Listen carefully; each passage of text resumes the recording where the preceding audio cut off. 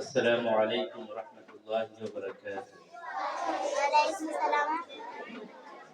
الحمد لله رب العالمين، والصلاة والسلام على نبينا بعد. أعوذ بالله من الشيطان الرجيم. يا أيها الذين آمنوا اتقوا الله حق تقاته ولا تموتن إلا وأنتم مسلمون. قال رسول الله صلى الله عليه وسلم: من سلك طريقا يلتمس فيه علما سهل الله به طريقا إلى الجنة. আলহামদুলিল্লাহ, সমস্ত প্রশংসা আল্লাহ সুবহানাহু ওয়া তাআলার জন্য, যে মহান রব্বুল আলামিন আমাদেরকে ইলমি মজলিসে, দ্বীনি মারকাজে বসার তৌফিক দান করেছেন, সেই জন্য শুকরিয়া জ্ঞাপন করি আলহামদুলিল্লাহ। দরুদ ও সালাম বর্ষিত হোক সে নবীর উপর, যে নবীর আদর্শ বাস্তবায়ন করার জন্য আল্লাহ সুবহানাহু ওয়া তাআলা ফরজ করেছেন। আখিরি নবী নবী মুহাম্মদ সাল্লাল্লাহু আলাইহি ওয়াসাল্লামের উপর দরুদ পাঠ করে সকলে বলি আল্লাহুম্মা সাল্লি আলাইহি আল্লাহুম্মা বারিক আলাইহি।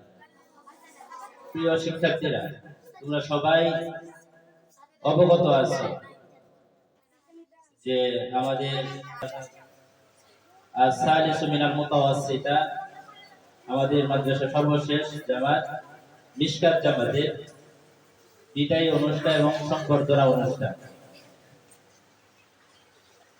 আমাদের সামনে যিনি উপস্থিত হয়েছেন, আমাদের শেরপুর জেলার গর্ব, আমাদের প্রিয় শেখ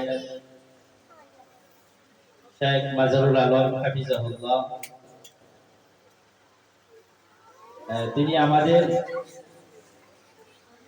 অনুষ্ঠানকে শুভ আগমন করেছেন, সেই জন্য শাইখের দীর্ঘ হায়াত কামনা করি। আল্লাহ যেন শাইখকে হায়াতে বারাকা দান করে, সকলে বলি আল্লাহুম্মা আমিন। ছাত্রীরা, তোমরা সবাই যেন মাদ্রাসা সূচনা লগ্নে থেকে, আমাদের 2022 সাল থেকে আমাদের মাদ্রাসা সূচনা হয়, সেই ধারাবাহিকতায় আমাদের মাদ্রাসা ছোট, কিন্তু আল্লাহ সুবহানাহু ওয়া তাআলা আকাশে কবুল করেছেন।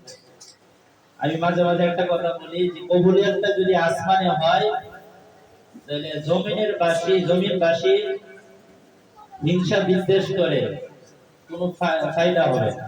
কারণ আল্লাহ সুবহানাহু ওয়া তাআলা আমাদেরকে কবুল করেছেন, এই মাদ্রাসাকে আল্লাহ কবুল করেছেন বিদায় এত দূর পর্যন্ত আসছে। সেই সাথে আমাদের বিদায় দ্বিতীয় ব্যাচ, গত বছর তারা প্রথম ব্যাচ বিদায় দিয়েছে, এই বছর দ্বিতীয় ব্যাচ। তার সাথে আমাদের 2025 সালের মাঝের দিকে আমাদের হেফজখানা চালু হয়েছে। তোমরা সবাই জানো যে 7 জন হেফজ সবক নিবে এবং 18 জন শিক্ষার্থী নাজেরা সবক নিবে। এই জন্য মাদ্রাসার প্রতি তোমরা আন্তরিক, এই মাদ্রাসায় তোমরা পড়াশোনা করতেছো, যারা বিদায়ী আছে, বিদায়ী বলতে যে মাদ্রাসা থেকে চিরতরে চলে যাওয়ার হয়, একটা জায়গা স্থানান্তরিত হওয়া। এই মাদ্রাসা তোমাকে যা দিয়েছে, যে জ্ঞান দিয়েছে, সেই জ্ঞান অনুযায়ী আমল করতে হবে। কারণ আমরা যে জ্ঞান অর্জন করছি সেটা হচ্ছে ওহীর জ্ঞান, সর্বোত্তম জ্ঞান। এই জ্ঞানের অনেক ফজিলত আছে। আল্লাহ রাসূল সাল্লাল্লাহু আলাইহি ওয়াসাল্লাম এই জ্ঞানের, যারা জ্ঞানী হবে তাদেরকে সর্বোচ্চ সফলতা দিয়েছে। তিনি বলেন, মান সালাকা তরিকান, যে ব্যক্তি জ্ঞান অর্জনের জন্য রাস্তায় বাইর হয়, সাহালাল্লাহু বিহি তরিকুন ইলা জান্নাহ, আল্লাহ ওই ব্যক্তির জন্য জান্নাতের রাস্তা সহজ করে দেন। তাহলে আমরা এই হাদিসের অন্তর্ভুক্ত, যেহেতু আমরা ওহীর জ্ঞান অর্জন করতেছি, কোরআনের জ্ঞান অর্জন করতেছি, তাই আমাদের অনেক সম্মান।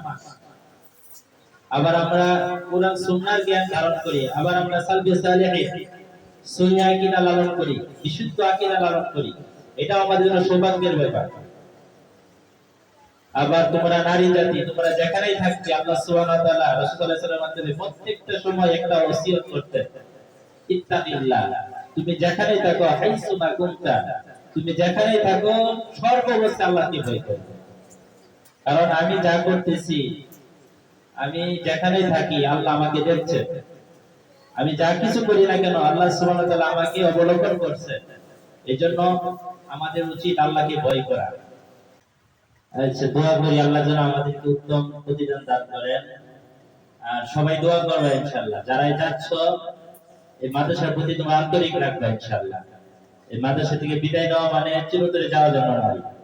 তোমরা সবসময় এই মাদ্রাসার জন্য হ্যাঁ কল্যাণকামী হবে ইনশাআল্লাহ। আশেপাশে তোমাদেরকে যে শিক্ষা দেওয়া হয়েছে সেই শিক্ষা যেন তোমাদের আশপাশ যেন ছড়িয়ে দিতে পারো। তোমাদের পরিবার পরিজন গ্রাম যারা ইসলাম ফলো করে না, যারা দ্বীনি পরিবেশে বড় হয়নি, তাদেরকে যেন এই দ্বীনের জ্ঞানটা যেন তাদেরকে দিতে পারো।